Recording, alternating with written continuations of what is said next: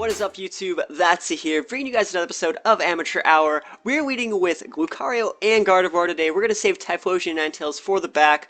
We have the potential to Mega with either of these Pokemon, and we're going up against Aegis/Salamence, Jolteon, and Medicham. Medicham being a Pokemon that I actually wish did better. It reminds me a lot of Kangaskhan because it's one of those Mega Evolutions that has a really strong Fake Out, and I'm just surprised that it didn't see more play. I guess Talonflame just has really shut it down for the past 2 years, but there are no Talonflames in this game, so we're just going to hop right into this one and see if we can, learn something from a Medicham here. So he leads Salamence Aegislash, actually just a really good lead for, the past 2 years. Aegislash and Salamence have both been top tier Pokemon. So, you have to expect, either Hyper Voices or, Wide Guards or just a bunch of cool stuff. I expect this guy to be pretty decent here. So I actually traced the Intimidate, and that's going to be awesome because Gardevoir with Intimidate is just perfect.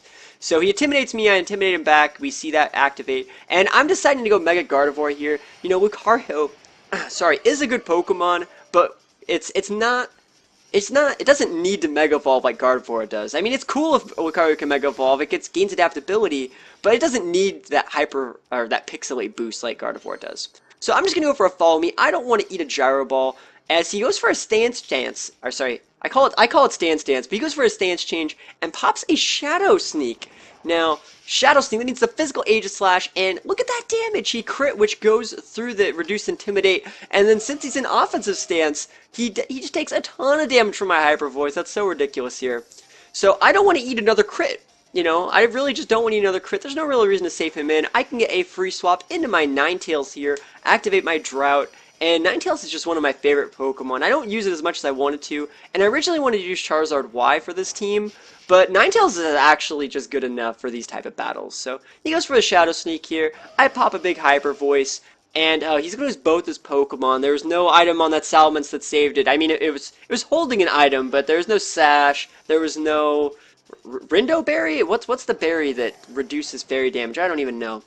Anyways, I get a double KO there. That's awesome, but now it is time for the Medicham. Remember, I think this guy has huge power, which just gives him just a huge attack boost, and it just lets all his moves hit super hard, like his Fake Out, hit super hard, and his Zen Headbutts, and all those just hit like a truck. And I think he can also learn the Elemental Punches.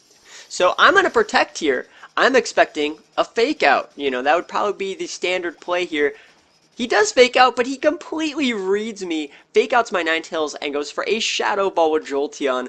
Jolteon using Shadow Ball, man, what is this, like, Gen 4? Is this Gen 4? Because that was the last time that was viable. So, my Gardevoir is going down to a super effective Shadow Ball. We see a Life Orb tick on the Jolteon as I go for a Heat Wave with my Ninetales in the sun. This is stabbed. But this is why Ninetales isn't used. It's terribly weak. Any attack that can't KO a Jolteon is just not worth using. We're going to see the Medicham go for a Zen Headbutt. Just hits for a ton of damage, picking up a KO after the Fake Out chip.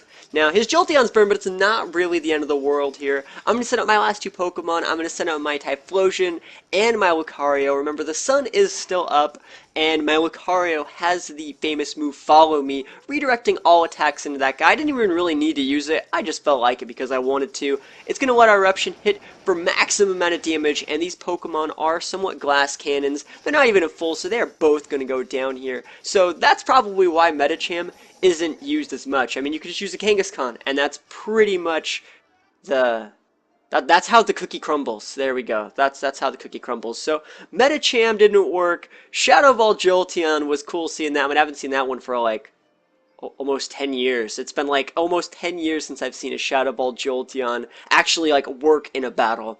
And then the Salamence didn't work, and then the Aegislash was physical. That's weird. So that was today's battle. Leave a comment below. Let me know what you guys think, and I will see you guys next time. Peace out.